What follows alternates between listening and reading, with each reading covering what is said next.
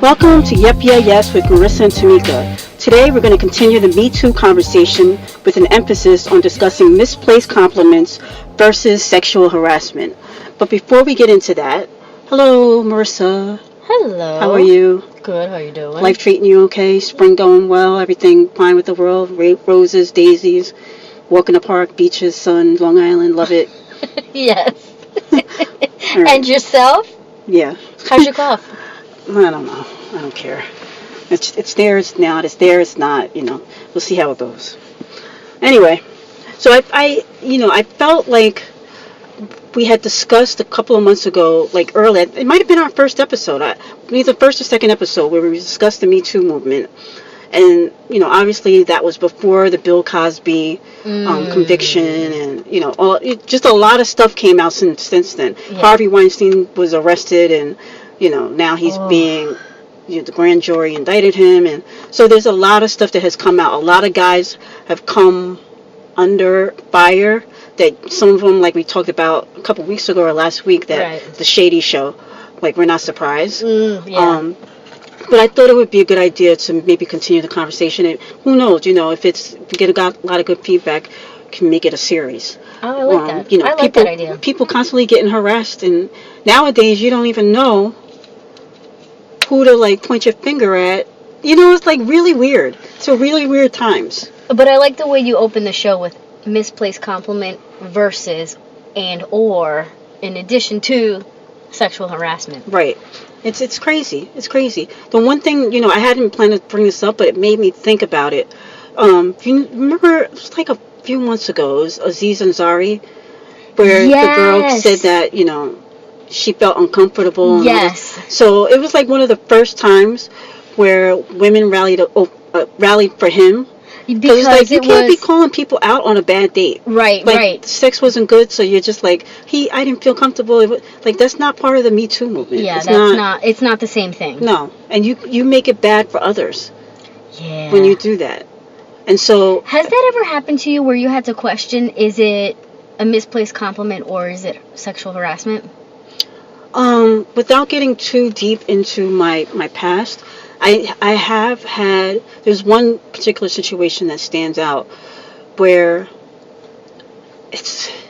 I never felt comfortable with this person, this guy. And I, did things that I just, like, I did it because he wanted to do it. Oh. But I never felt, comfortable doing it. And on top of that, like, it's, like, hard to talk about it without getting graphic. Yeah. But I'm just going to say this one part. The choking. Like, chicks don't like to be choked. Yeah. Like, it's just... But I didn't know... Well, not all. Well, yeah, not all. Well, this chick don't like to be choked. Okay? But it was like, I didn't know how to, like, speak up for myself. And I didn't want to, lose him. And he wasn't even really, like...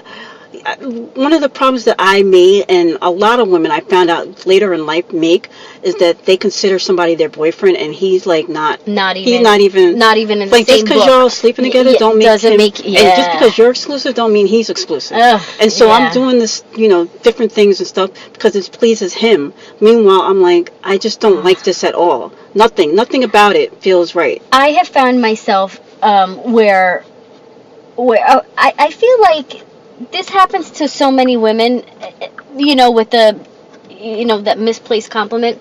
Right. But I also have that where it's been that part of the line where it's where it's what? Where they say something, and when you voice your displeasure and it's misappropriated, then they say back to you, "Oh, you just can't take a compliment." Yes. And it's like, no, that's not a compliment to tell me you gave me my job because I have big boobs. Right. Idiot. That's not a compliment. But is that a fireable Well, I know I got fired for... No, that particular situation. Is it fireable? Offense, that's the word. Is it No, I think people need to be educated. And once you're educated and you keep doing it, then it's fireable. But I got fired for going to HR and complaining about the sexual harassment I was You under. believe that's why you got fired. They would never put that. They know of They're gonna cover themselves like, no, of that's course, not your but work, that's your exactly work, your productivity. They use those kind of words. Or your position is eliminated. Right. And New York is an at-will employment state, so really it doesn't even matter. They can say that. Right. But you know what else too? I find myself, as we grow and educate ourselves, I feel like when women take that what others call the masculine role, and we say things to men, and they're kind of like a little uncomfortable. It's you almost feel like you're getting a legal cease and assist letter. But it's one of those, like, I've seen you say those exact words to homegirl in the copy room. When it's said to you, oh, okay, you can't take it. All right. The problem is that the things that women, not all, I can't generalize all women, but the thing that a lot of women find uncomfortable, men don't. Oh. They would they would like for you to talk. Go ahead. No. They would like for you. They would like for you to talk to you as dirty as they, seemingly talk to you. Do you remember, and I dragged you into this, do you remember it was like a gazillion years ago, in my early 20s, that there was a moment in Snapshot where I was treating men the way men treated me? Do you remember that? Like, we'd be walking in Manhattan and I would catcall the construction workers. And I would yeah, that would make me feel very uncomfortable. Oh, you hated it. I was like, I don't like it from them, and I don't like to be in a car where the other, because now it's like both of us. Yeah. They don't know who it's coming from. Oh, no, I made it clear that it was for me. Not always. No, I didn't, but... A moving car. I remember we did it, we were driving by a construction site. Like, bah, bah, bah. Nice legs. But, and I did it a lot because I felt they like... They like that, though. They did. That's what I'm saying. And the thing is, the response I got was uncomfortable for me. It was like, thank you! Oh, and they're like salivating, and it was like, this is not a compliment! That's what I'm saying. The things that men find uncomfortable are not the same things that women find uncomfortable. Now, if you tell a man, you're like, oh, well, let me see your hands. Oh, okay. Then they feel uncomfortable. Yeah. Like, what size shoe do you? You're an 8? Oh, okay. All right. Oh, you drive a big truck because, okay. Oh, all right. You start saying stuff like that now. Compensating. But if you tell them, like, oh, you got big hands, they're like, oh, yeah, I do. Do you know what I love? I love the whole, why are you so emotional about it? I'm not being emotional. Yeah. Oh, okay. Sorry. It's weird. It's the weird dynamic. But, at the end of the day, if a woman says something makes her feel uncomfortable, it's like we have to, in a lot of ways, reclaim our power. And if a woman says that makes me feel uncomfortable, a man should be a man and be like, I apologize, and I won't do that. Yeah. Or just not do it. Yeah. Yeah. If you're called out on somebody on anything in life, somebody calls you out on it and tells you, like, just because the next person felt it was okay, like you, even though this is diverting, like, just because Bobo down the street allows you to say the N-word doesn't mean I'll allow you to, like. That is so, you know what, I'm so glad you brought that you didn't bring that up, but sometimes people feel comfortable saying things to me, and I'm like, I don't think that, I don't know, I don't agree with you, no, I don't think that's okay. Yeah, it's weird. But I mean, this whole Me Too movement has really, it's made people think. And one of the things that made me think a lot is, like, do you really crucify people for their past injustices? And I'm not talking about rape. Obviously, rape should be forever. I think rape should be forever. Mm-hmm. But if you talk about somebody's behind, or like, it's a weird thing. But if nobody tells you, like, I'm thinking about Morgan Freeman. Like, all this video footage of him, like, talking dirty to women, but none of them are telling him to stop. He doesn't know that it's a misplaced compliment. Right. So if nobody pulls your collar to it, how do you know? It's okay. Yeah. Like, now, if he was raping women and putting his hands in, that's a different story. It's a different story. That's a completely different story. So it's like, it's a weird situation. So everybody should not be slapped with the same paintbrush. Right. It's like, not everybody's part of the Me Too. Like, everybody can't be like, yeah, Me Too, this happened to me. It's like, no, that ain't the same, yo. It's not the same. It's not the same. He put his hand on the small of your back. Okay. But, Yeah. I mean... You didn't like it, you said something, and that was it. Right. But no, he did not. You don't get the hashtag, boo. Right. Or you didn't say anything, and he kept doing it, and now... He thought it was But okay, it's like, yeah. it's a weird dynamic, because yeah. if it's your boss, like, you don't want to say anything, but you do, like, it's weird. There's some people that, like, my career is way more important than his hand on the small of my back, and that's all he's doing, so I'll just deal with it. You know, do men deal with this? They deal with the other stuff. I wonder, I guess. like, we should have had a guy on today. No thanks. No, sometimes, in order to learn from others, they can hear from us. And that'll be part 3, whatever. Listen to you. No, you know why? Because, listen, I feel like men, we applaud them when they say, like, I want to, can I transition to Gene Simmons real quick? He talked about how he was, lately he talked about how he was a womanizer, how he grew up in a womanizing culture, and it made him who he was, and that's how he ended up sleeping with 5,000 women. And the more, what's the word I'm looking for here? I don't know. The more inappropriate, or the more derogatory he spoke, the cooler his image was.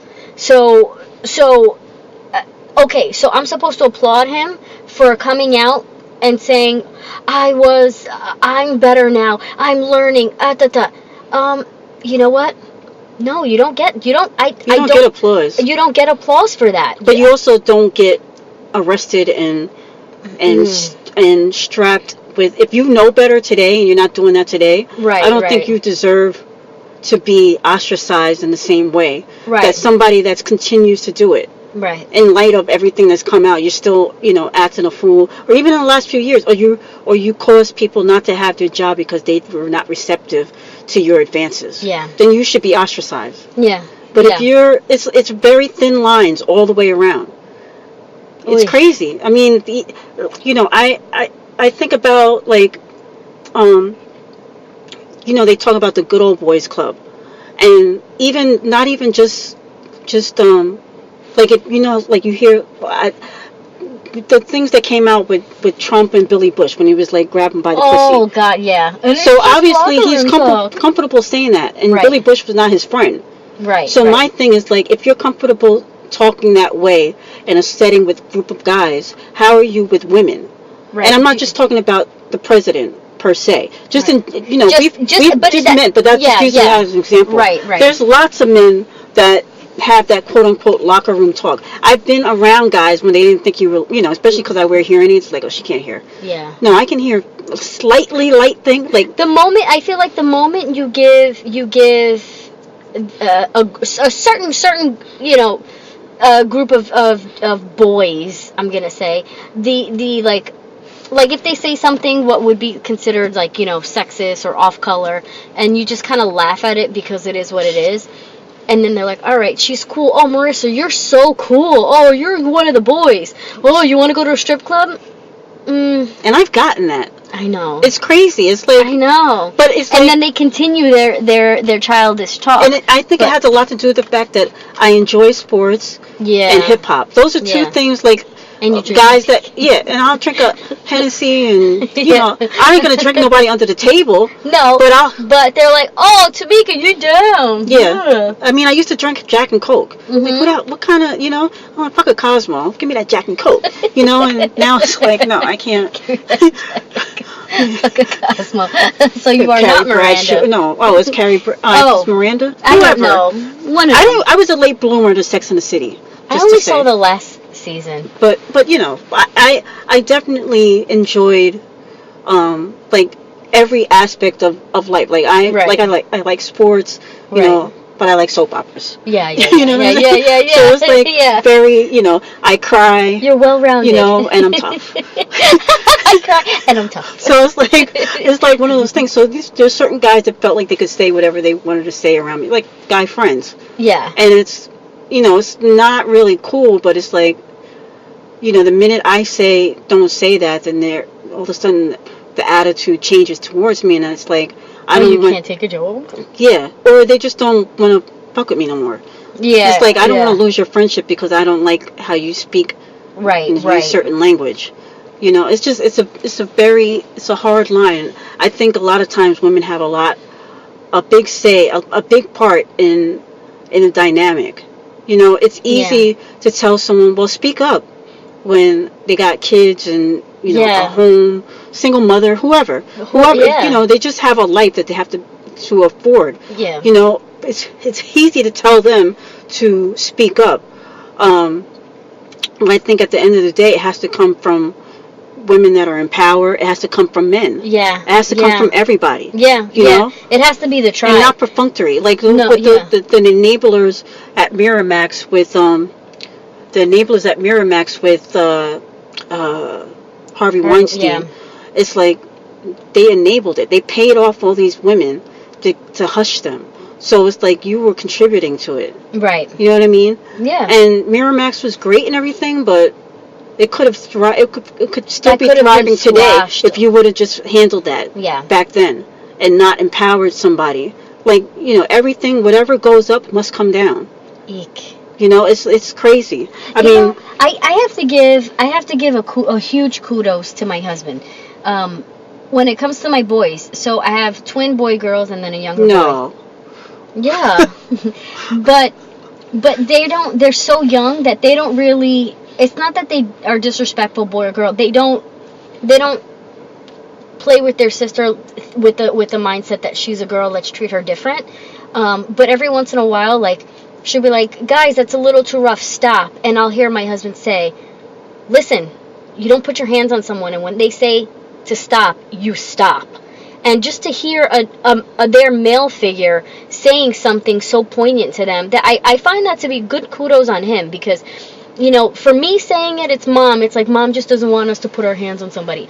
But it's that real, he's giving them that real gentlemanly dynamic, and he's making sure that my daughter's voice is heard, and he's making sure that she knows that her voice is powerful. If you don't like the way somebody is touching you, you tell them to stop, and boys, you don't put your hands on a girl. When she tells you to stop, you stop. No matter what. If she hits you, it does not matter. It does not matter. You respect her.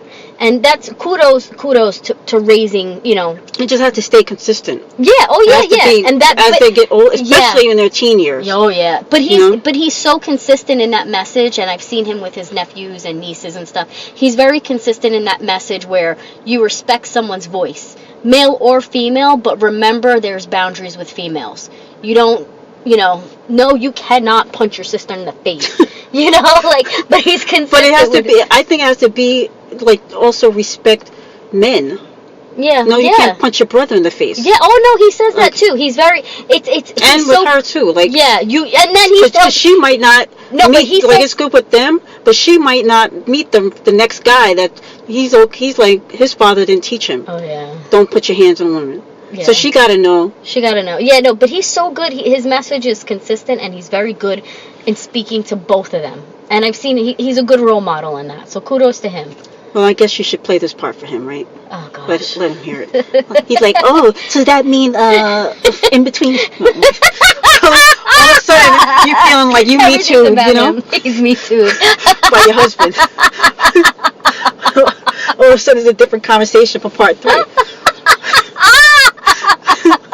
It's not that funny. It is though, because I have all these things like in all of our inside jokes in my head, and it's crazy. Funny.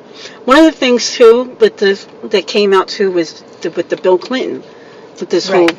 I mean, obviously, it's a tricky situation, I should say, not touchy, because this happened so long ago. This happened in the 90s. Yeah. This thing with Monica Lewinsky. Right. And because Clinton is out doing press, for his book or whatever, people were asking him, and plus in light of Me Too, and so it's not that he's like not answering questions, but he's defensive about it. Right. And I can see, like, I can sympathize with both sides of it. Like why he would be defensive, because he wants to put it to bed. And right. I can see that, but I can also see why people are asking. He was the president. Right. And it's a never-ending. Right. Never ending. And the thing that came out this week is he's like, I apologize to her and her family. But nobody ever heard that before. But is every apology supposed to be made public? And did she ask for a public apology? You know what I mean? Right, right. Sometimes you got to ask for stuff too. Yeah. And I find it incredibly disingenuous by the media to paint her as this symbolic victim. When me and her are the exact same age, and at that, really? Yeah, I look way younger than her. I know. Oh, yeah. I'm sorry. I'm sorry. We're the exact You're same. drinking some good water. We're the exact same age, and I'm thinking about, at the time that she was the White House intern. It's like, girl, you know that you ain't supposed to be sleeping with the president who's married. But it's you're not supposed to be going down on him. But at the same time, like, let's not always just vilify her. She did something. But in the beginning, it was such a vilification of her and Hillary. Hillary's not doing her job. Right. What about him? Right. But that's what I'm saying, though. Now it's changed around. Right. Where she's like this innocent victim. Right. And now he's being they're like, called to the carpet. she's in debt. She hasn't been able to get a job. This, that, and the other. And like she had the handbag line and. Oh yeah, right. But it's like. I don't feel sorry. Like if she's like the handbag line it's like they're forcing us to feel sorry for the side chick. When did the side chick supposed to get sympathy? Yeah. She saved the dress. Yeah, like she saved the dress. Yeah. And she told, like I'm not trying to sit here and vilify her, but she's not the victim here. No. She's a victim in the sense of the media and all the attention. Right. But she like. And why would you tell really you got? Whether if it was me and you, I would tell my friend. But we're friends. Like, we got secrets that are going to great. Really? What's her name? I ain't gonna describe what she looks like. But me neither. But you know who I'm talking about. Yeah. I didn't realize that they were. But she thought that was her friend. Oh, but they were. They worked in the White House or whatever. And but she was not. Not everybody. That's the one thing where I can sympathize with her, because you're starting out in this new role. When you first get your first real job, you think the people you work with are your friends. Yeah. And I've always said your real friendship starts when y'all stop working together. You've always said that. But she was new to the field. Yes. And so she probably was thinking, young. She's so nice to me. That's my friend. Yeah. But at the end of the day, it's like like I said, she and I were the same age. We are the same age. And if it's just the things that they paint on her, it's just not, today, they're painting an image of her as the victim, and she ain't right. And I think it has more to do with politics than the actual situation that happened. Right. And even with Hillary, nobody wants to give her sympathy. No. She getting the stand by your man people like you know. Oh, she damned if she does, damned if she don't. And it's just, the whole thing is crazy. Meanwhile, he's sitting there like, I'm on a book tour, a fictional book with James Patterson. Yes, I'm giving a plug, I know. Close your book. Close your book to single interns. Extra points if you know where I'm referencing, sort of. But it's just like one of those. It's one of those things with the whole Me Too thing. Is like, is it deserving of him to get painted with that brush? They were consenting adults. Yeah. She wasn't a teenager. Right. She was an adult in her 20s. Right. Who made the decision to have an illicit affair. Right. And be the side chick of a married president. Ugh. She made that decision. Right. I mean, I don't know what else to say. Everything she did was consensual. Right. Yeah. So does that fall into the Me Too? No. That's what I'm saying. So the fact that people are bringing up to him, like, how do you feel about this in light of Me Too? And him getting angry about it. And him has nothing to do with the other. He's like, I support the Me Too movement. But he's not going to be like, what do people want him to say? I don't know. No matter what he says, it's going to be wrong. Like Bill Cosby deserved to be fully entrenched in the Me Too. You was drugging women. Yeah. You're Bill damn Cosby. Raping and drugging. He didn't have to do all that. You know people were throwing their panties?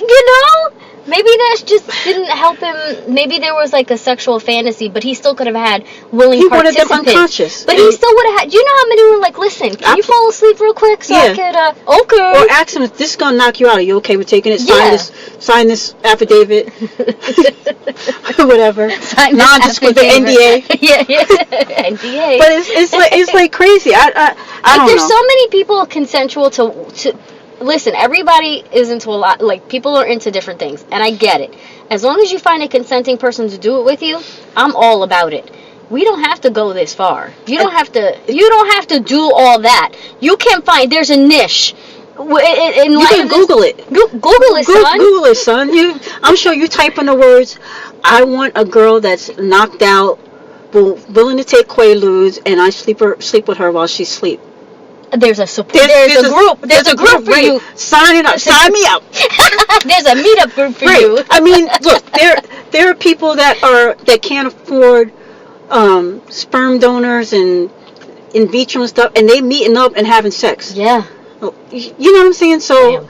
I'm just saying there's something for everybody. There really is. And there's someone for everybody. So if you're out there, no. I have a question for you. So you just said there's somebody for everybody.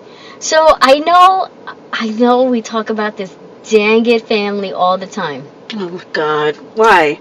Because I know where you're going. Do you think? Yes and no. Do you think Scott Disick will ever find someone he does not cheat on? No. Do you think he's a womanizer? I think he's a womanizer. I think he's an addict. Oh, yeah. I think he's depressed. Yep. All of the above. Is that an excuse to act that way? Like, what the hell does a 30-something-year-old have in common with a 19-year-old girl? I think that's quite gross. I also think that he's dealing with demons that we're unsure of. I don't want to paint the brush of mental illness, because I know that is something that is reserved for people who genuinely. I think he's an addict. Yeah. I don't think it's mental illness. I think he's an alcoholic and a drug addict. And when you're with a 19-year-old that's not gonna call you on your card, right? Doesn't know better. And then would you look at her father shady and her parents shady? Like, what kind of child did you raise that? Like, there's a lot of why are you in college? You are Richie for damn sakes. I know. You got a free education. I know. And you out in these streets with Scott Disick? Ew, with 3 kids. Ew. Oh. Probably slept with Courtney the night before he slept with you. Oh, you know how they get it in. Yeah. He's still on the show, so he's getting some compensation, and he's always at all the functions, like he's still part of the family. Like, why would you want to even get involved in that?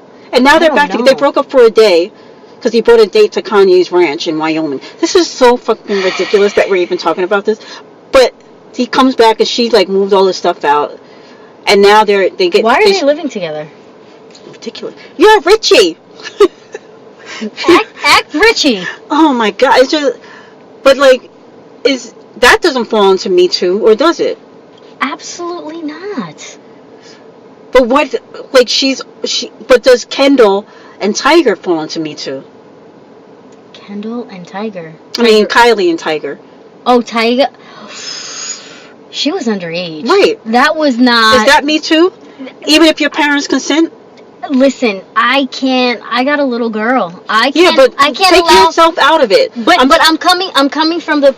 I was a 16-year-old girl at one point. You know what I mean? I knew better that somebody who was that's the age. The number is not big. The mental capacity and emotional capacity is huge. I don't care what your life is. I don't care how famous you are and what you've been exposed to. That's very, very big. That's a big difference. And I think that's somebody who took advantage of a little girl. That's what I think. But it's at what point does the blame come to the parents? The parents? They just sat by. They was I would have mollywopped all of them. Not only was he older than her, but he was he was like a whack rapper. He still is a whack rapper. I remember the fact, really, it's so sloppy and messy. You're really gonna ingratiate yourself. Oh my God, it's so disgusting. And now he's got a Kim Kardashian lookalike girlfriend. It's I feel like everybody looks like Kim Kardashian now. She's not even her. She's not iconic anymore. Everybody looks like that. That's why she's trying to reinvent herself. Now she's a humanitarian. Right. And prison reform. Yeah, okay. That's kind of hot, though. Whatever. Whatever. But I have to tell you, though, if that was my 16-year-old, even how old was he, 16 and 23 or 24? I think he was 25. 25, fuck. Well, maybe, I don't know. Whatever it is. If it's one of my boys, he would have gotten mollywopped. If it's my daughter, he would have gotten mollywopped. Listen, he would have gotten cold clap, an uppercut, and the whole 9 yards. And you got no business with a little girl. No freshman or sophomore should be dating some kid that is is like past the 4 years of college. That's I mean, college is bad enough. You're old enough where you graduated college and you in the real world trying to be a stockbroker. No. Going to high school to pick up your girlfriend, you're disgusting. That's just, you got, listen, if that's my son trying to do that, he's going to get cold clocked. My daughter, you're going to get mollywopped. Listen, I can't allow. But what do you do? Like you say you can't allow, but at 16, she's hiding and scheming. What do you do? What if she gets pregnant? Then what? Oh my God. We got years. We'll talk about that in a few years. But listen, this is why it's so important to have your tribe. When your tribe is strong and you're really relying on each other and you give, and this is what's so important about my friendship with you. My children have a relationship with you where they know that when they come to you and talk to you, whether it's in privacy or not, you don't come back and tell me. So when somebody comes to you with I'm having these emotions and feelings to this person, your voice might be heard better than mine. So when your tribe is strong and everyone understands the central, idea of what it is to make strong, thought-filled individuals into strong, thoughtful men and women of the world that are productive, they're not going to seek solace and comfort in other people that are not appropriate to them. I don't even think that it's about, like, when I wake up in the morning, my goal is not to be the best Tamika for your kids. But what I think is important, and what it's touched on a little bit of what you were saying, is like, if you surround yourself with like-minded individuals, they may not have your child's best interest, like it might not be a priority for your children. Your children might not be a priority for them, but if in your world you've made certain things a priority and your friends feel that same way, then your kids will rub off on that. Right. And so when I think about the Kardashians, it's the fame, it's the glam, it's the glitz are the priority, and the money. Right. And so if that's the kind of people that you surround yourself with, everything else is secondary. And so your kid is going to choose things like that. And think about it. Your older sisters are constantly ingratiated in some sort of like for the sisterhood, for the tribe of the sisterhood. Look at Kendall. Isn't she always like, her boyfriend had a baby's mother somewhere? Chloe had a baby's, like her baby's daddy had a baby's mother. Like, come on now. It's crazy. Come on now. If that's what you're surrounded with, like, y'all are looking for things that don't belong to you, and you're looking for comfort, solace, and a partner in something that's not yours. Right. It's I don't know. It's crazy. Mental health checks, man. Mental wellness. Speaking of mental illness and depression, I want to transition into our segment. Yep, that's trending. And talk about depression and living up to the standards that others set for you. We've all been in situations where people give you that look, or they say to you, they're disappointed in you. They expected more from you. Right. Like I think about Wendy, and she's always, when she's talking about Lionel Richie, when she's talking about what's the girl's nickname? Sophia Richie. She's like, you're a Richie, for God's sakes. You got a standard to uphold. You're a Jackson, for God's sakes. What are you doing? So it's like it's like you have these expectations that are set, predetermined and set for you, and when you don't meet them, I think you can become depressed. And that's even with everyday people. There are people that are expected to go to college, and they have parents that are like, we're college graduates in this household. Yeah. Meanwhile, other kids like, I just want to, I don't want to do that. I want to be an artist. Yeah. And at the end of the day, if they're not supported, or they just don't have the emotional capacity to deal with not feeling okay with themselves, depression can sink in. And so that made me think about, we both actually thought about Kate Spade, which is a very sad story. I don't think we'll ever really know the true truth of what she was going through. But it makes me think about, like, everybody that talked about it, like, her family life was perfect, everything was, if you have to, your husband, and you separated 10 months ago, and, you live on the same street, but you've been depressed, and you have $1 billion company, you sold your company for $1 billion, $2 billion. Yeah. And, you got this Park Avenue home, and everything seems perfect, but it's not. In your mind, it's not enough. Yeah, but it wasn't just a snapshot in her life. She had been battling depression for years. Right. And she had been... But I wonder what the root of that depression was. Right. Was it chemical we might not imbalance know.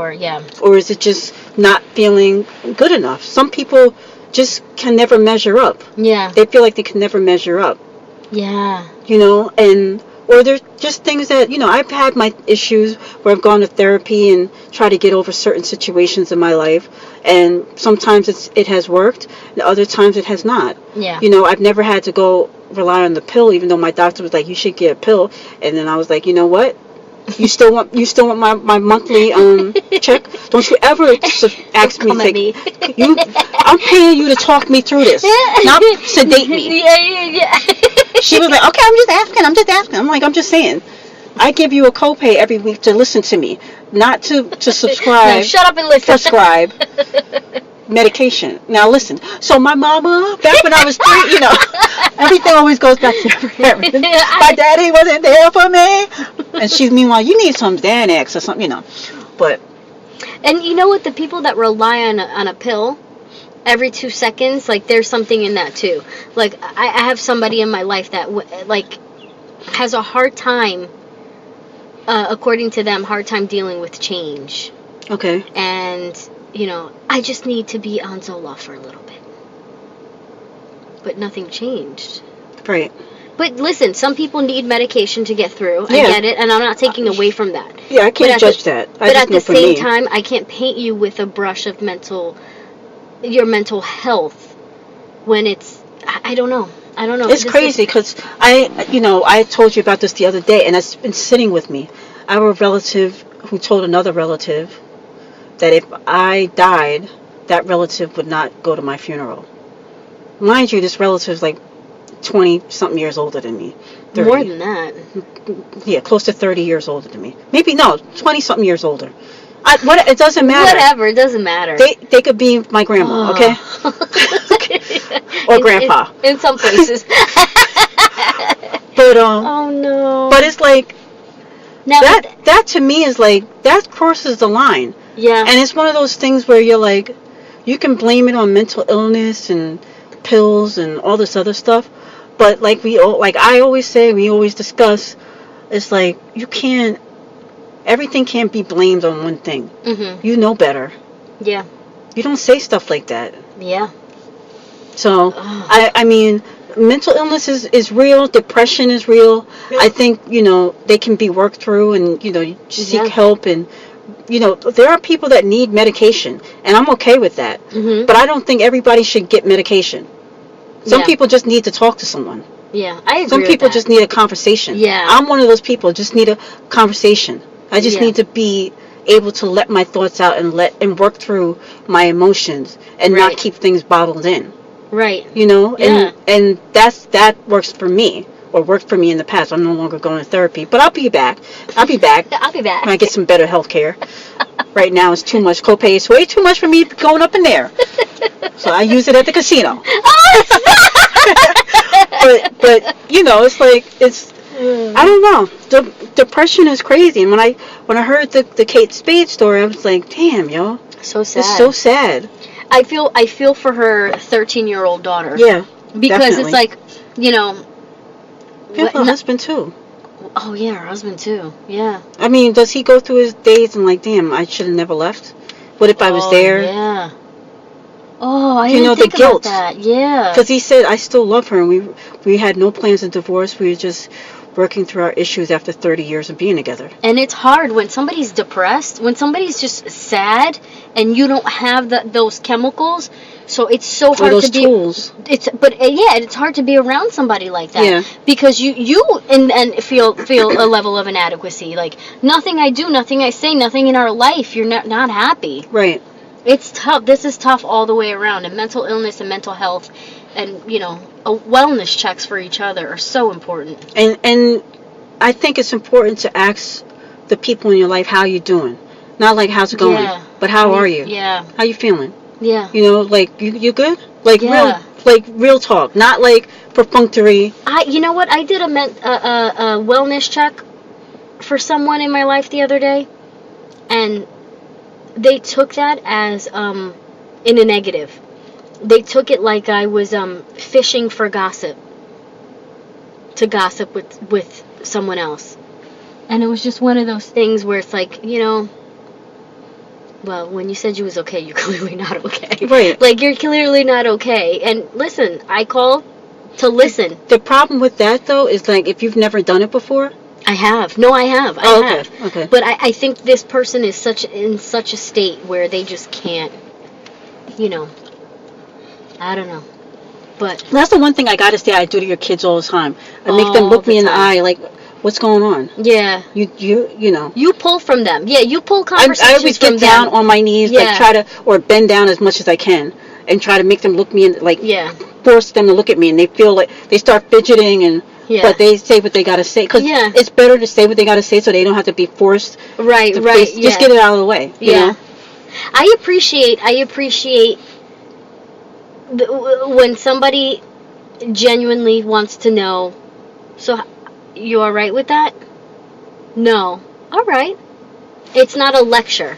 It's just there to listen. Right. I appreciate that. Yeah. Yeah. It's it's one of those things that there's a lot of things, and that's one of them that goes into building healthy relationships. Yeah, the tribe, man. Yep. That tribe, when your tribe is strong and you're on the same wavelength. Yeah. But, girl, mental health is a hell of a drug. Definitely, it is, and it's something that needs to be taken care of. And hopefully, if you notice someone in your life that's like not there, or doesn't seem to be 100% the way you know them to be. Yeah. It's important to have that conversation. And suggest it. Suggest therapy. Yeah, and to make it okay. I feel like also, like, school counselors, kind of don't do a good enough job helping and give tools. Fair. Yeah, but it's not fair. They have hundreds of kids. But they don't have to deal with hundreds of kids. I mean, there's always a school psychologist, and there's always like a huge mental health staff that goes into school districts, and they know, they get to the point where, like, somebody who needs check-ins, somebody who needs tools, and somebody who needs tools, check-ins, and a plan. So it's getting there. Some districts are better than other. It's getting there, but I noticed that in some places it's the conversations that they're having are diminishing the feelings and diminishing where I feel like it's exacerbating the chemicals that are not firing the way they need to fire. I think a lot of times too is that people tend to paint everybody with the same brush. Oh yeah. And not just they paint women with the same brush. They paint minorities with the same brush. They paint whatever class of people. Yeah. Economic level, paint them with the same brush, and so that when they go into one school or when guidance counselor or whoever, it's coming from, well, when I treated that kid, it's like you can't really, you gotta deal with them on an individual basis, especially when it comes to children. Yeah. But I don't know. It's I spoke to guidance counselors before about things that happened in my past, and it never went well. Never. But it's like, same here. Did they not care, or did they paint me with a certain brush? Even before I got diagnosed with hearing loss, they were putting me in the special classes instead of actually having a conversation. Like, let's do a hearing test. How about that? But they waited until this whole school did the hearing test, and then it was like, oh, okay. I remember this guidance counselor that was in. I went to a really small school in Puerto Rico. It's one class per grade. It was a very good school, but the psychologist didn't have. She's as a school psychologist, and what pains me is that because the school was so small, we're all friends still on Facebook. Even the school psychologist, her daughter doesn't speak to her, and she's having trouble personally in her life. Lord. This person had the nerve to say to one of my brother's classmates, "Really?"